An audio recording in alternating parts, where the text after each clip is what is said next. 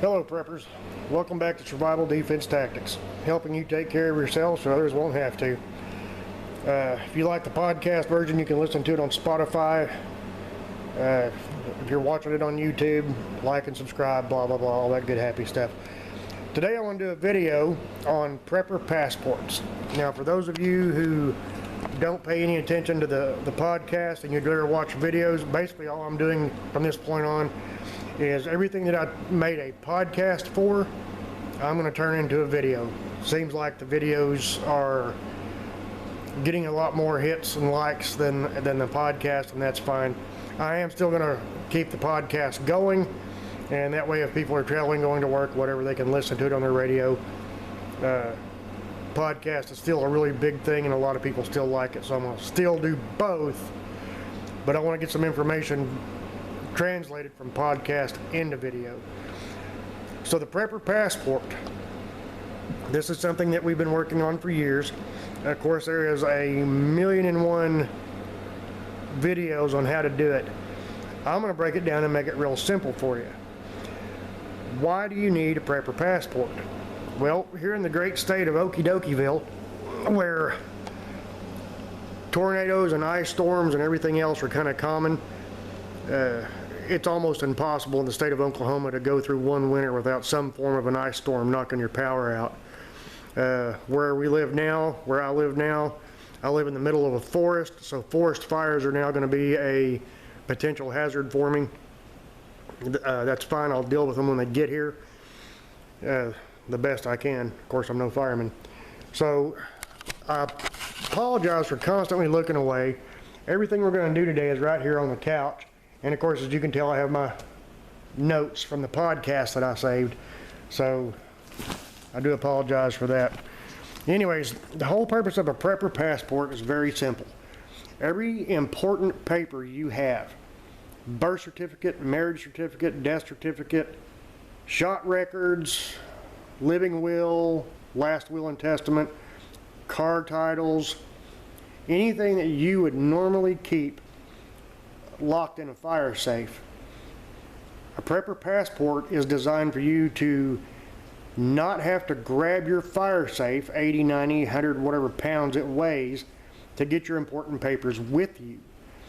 If you're having to leave because of, say, a forest fire, a hurricane, and you're having to evacuate, the prepper passport is perfect because you can grab this passport, throw it in the car, and not have to worry about lugging around that big heavy safe. When the threat is over and you get to go back home, all your original paperwork is still going to be there. I hope and pray it's still going to be there. The prepper passport is designed to have copies of those originals just to be able to throw something in the car for emergencies when you have to leave. So I'm going to show you the passport that Kathy made. I helped as much as I could. Let me see if I can just make this pretty simple for you. Basically all a prepper passport is a 3-ring binder, preferably one with a zipper so you can zip it shut and keep it closed, where you don't have to worry about grabbing it and go and everything come flying out and going all over the floor, and then you got to spend time picking everything back up. So it's basically a trapper keeper. It's got a handle and a shoulder strap. That's kind of cool, whatever. I'm not going to sling this around my shoulder and carry it. I'm going to grab it, throw it in the trunk, and then we're going to get moving. So when you open it up, you got all kinds of stuff in here. I've got Kathy's death certificates in here. She put this calendar in here for whatever reason, but as you can tell, copies of original important paperwork, birth certificates, all of it is in there. And I'm not going to leave that open long enough to show you all my junk. But you get the idea of it, and then when the time comes, grab the zipper, zip it shut, and away you go. It's really just that simple.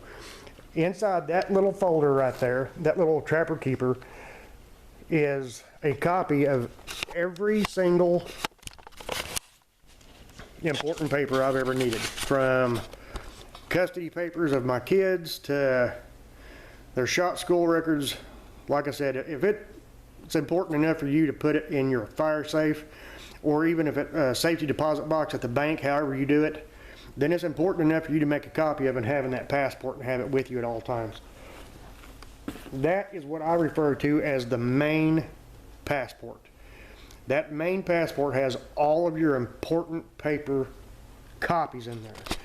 Now I'm going to read you a list of stuff that you might want to have in there if any of this applies to you. So if you got a pen and paper, grab it real quick and kind of write this down. Knowing that this is important paperwork, you really don't have to write the list. You know what's important to you and what isn't. I'm not keeping a receipt for dog food as important paperwork. I'm not going to waste my time with it.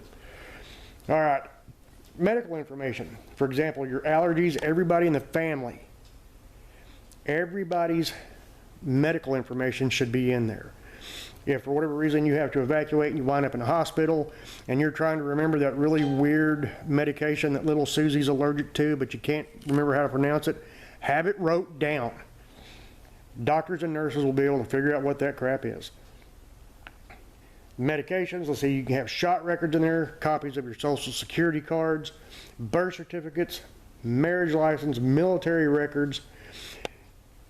You need to make a homemade list, write it out by hand, do it legibly. Don't go write like my penmanship is and have to try to figure out if somebody can decipher it later, make it to where it's readable. A list of all your firearms and their serial numbers, and if possible, if you still have the receipt or the bill of sale from when you bought it, throw it in there as proof of ownership.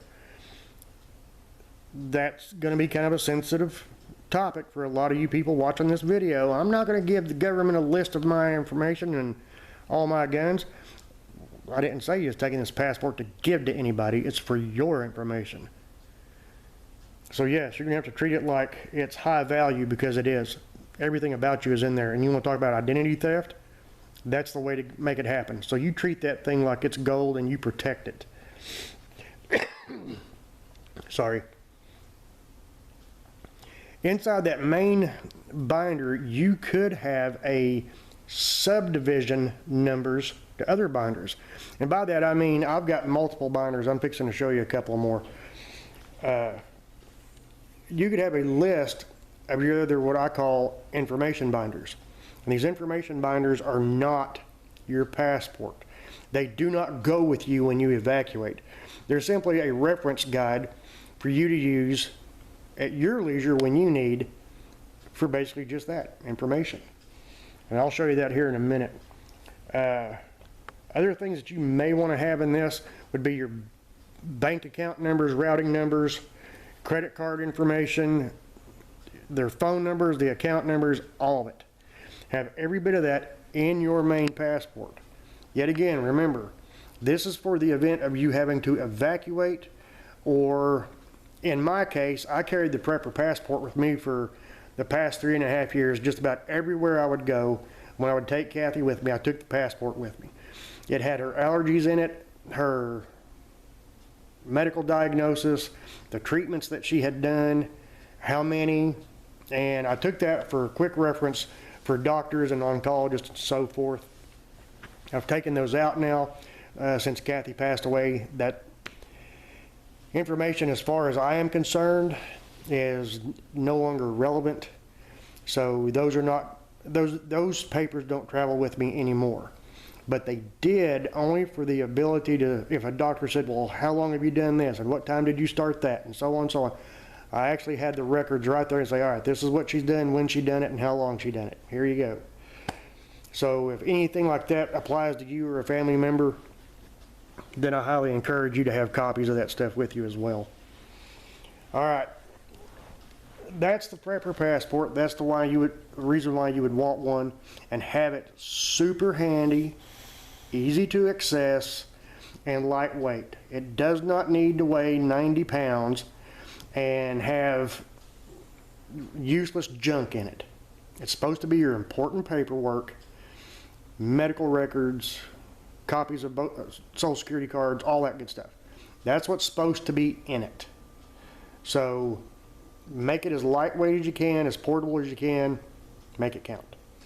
Now, the information binders I was talking about, I grabbed a couple of them off the shelf just to show you as reference. Here they are. Let me turn this camera around where I can see what I'm doing. Here's two of them right here. The top one says communication on it. The next one says Coleman BK200. And all this really is, on the communication one, every piece of radio equipment that I have that I can communicate with or listen with, I have either kept the owner's manual or I have made copies of the owner's manuals. And that includes the handheld radio, the base stations, everything is all copied and in this first book. Copy of the owner's manual right there. Everything's separated by tabs for quick, easy reference. On this side, I made it real quick. I made this myself. Quick, easy, how to understand program guide for each one of the radios. That way, when it's time for me to add a different channel to it or delete a channel that's no longer useful, I can do that and not spend tons of time trying to Google stuff. And in the event of crap hitting the fan, you may not have internet anymore, so having this stuff printed out pre-hand is going to come in handy when the power goes out, so to speak. Now, as an example, of course, here's my BK200. It's an adult-sized go-kart. Sounds retarded for me to have a binder on it, but I do. And the only reason why I did that is, yet again, I've got information at my hand. In there is all the information I need to know about what type of oil it uses, what size the tires are, the proper inflation, every single thing I need to know about maintaining this go-kart. And every time you hear the word go-kart, you're probably thinking, oh, it's a toy. Well, that toy I hunt with, I fish with, I use it on the farm, and as far as I know, knock on wood, it is not susceptible to an EMP pulse. So if the grid goes down, if it's an EMP, I believe I still have transportation to get me from one place to another. It is a two-seater, not a four-seater. It's not a cargo van. It's not a motorcycle either. If motorcycle's your thing and you've got a dirt bike and that's going to be your get-around post poop hit the fan, hey, do it. Whatever it takes for you to do to make you happy and you're comfortable with, do that. Some people will use four-wheelers. Others will use Razors, Can-Ams, whatever. I don't care. Whatever you can afford, whatever you're happy with, that's your choice. This adult-sized go-kart was my choice. And yes, it's a go-kart. It's not a dune buggy. It's not four-wheel drive. It does not go 80 miles an hour. But it does every single thing I need it to do, and it does it quietly. It also keeps me from having to walk everywhere. So the information binder I have on it is for my information, for my reference. With any good luck, I'm never going to have to worry about that being my main source of transportation. But if it does become that way, I've got a quick reference guide on maintenance, tire pressure, so on, so on, so on. And yes, a stupid hand pump bicycle air pump is all you would have to have. If you're assuming that the grid is down and you don't have power, that means you don't have an air compressor. So a bicycle hand pump, as lame as that sounds, will actually air up a car tire. You're going to have to work for it, but it'll do it. So the Prepper Passport has its purpose, it has a place, it has a use, and if you have the ability to make your own passport, I encourage you to do so now if you haven't already. Buy you basically a Trapper Keeper 3-ring binder that's in a cover that will zip shut. That way you don't have to worry about things falling out of it in the event of a rush, because you have to admit, poop hits the fan and you're trying to dodge a hurricane and you're trying to get stuff in the car and get out of town and get ahead of the storm, you're probably going to be mildly panicked, to say the least. And grabbing things and throwing in the car is probably going to be what you're doing. Now, if you're smart, and of course they're calling for the hurricane or the forest fire, whatever it is, you're going to get this process of evacuation started long before the highways get blocked up and congested. It doesn't change the fact that in the event of an emergency, you can get flustered, you can get frustrated, you can get in a panic and start throwing things around. Make sure that your binder that you use for your passport is sealable, where it can shut itself in, and even if something comes out of one of those little plastic sleeves you've seen, it can't get out of the binder. It's still in there somehow, some way, and it's going to get where you're going.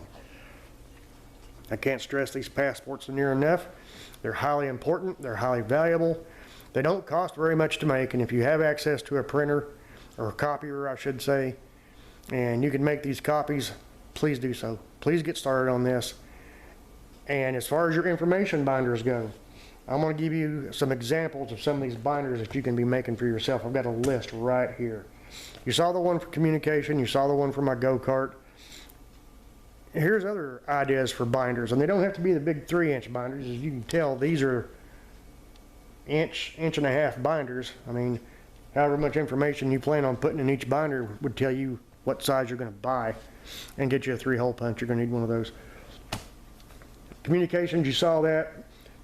Inside that communication one, when you start using ham radio, CB base stations, whatever it is you're using to make contacts, friends of family, you're going to want to have a map in there and the frequencies that you commonly talk on. Have that in that binder. It's quick, easy reference. You don't have to dig out a whole bunch of stuff. Well, I don't remember what channel Little Johnny was talking on. Have it wrote down. Little Johnny's going to want to hear from you. All right, vehicle and ATV maintenance information and records. When I say vehicle and ATV, I'm talking about your car, your truck, your motorcycle, your four-wheeler, your bass boat, the whole 9 yards. Whatever it is that is important enough for you to buy and maintain, you probably want to keep quick reference material on it. Other things you can do, and I've got quite a few of these little binders made up. Dehydrator manuals, and then inside that dehydrator manual binder is also recipes for making jerky and sausages and all kinds of stuff. You can make cookbooks out of them, how-to meat preparations, preserving, you know, how to dehydrate fish, just you name it. You can be as elaborate or as simple as you want to be on these binders. You can make binders for anything and everything under the sun. My suggestion is you make it as simple as possible. Don't get so overwhelmed that you're making a Sheldon Cooper toilet schedule. That's dumb. Why would you have a 3-ring binder for that? Things are important to you, and that no matter what, if the lights went out, and including your internet, so you can't Google search anything anymore or look stuff up on the web, have pen and paper type printed material ready for you to use. I hope this was a good video. I hope everything made sense. As always, thank you for watching. Stay safe. God bless.